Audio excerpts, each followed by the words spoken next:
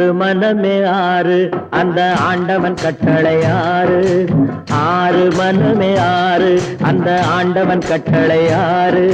தேர்ந்து மனிதன் வாழும் வகைக்கு தெய்வத்தின் கட்டளை ஆறு. தெய்வத்தின் கட்டளை ஆறு.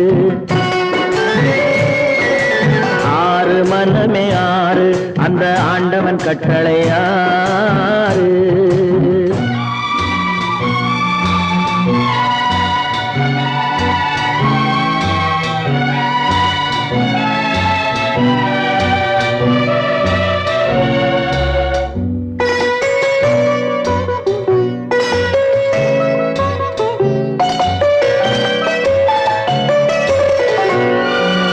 ஒன்றே சொல்வார் ஒன்றே செய்வார் உள்ளத்தில் உள்ளது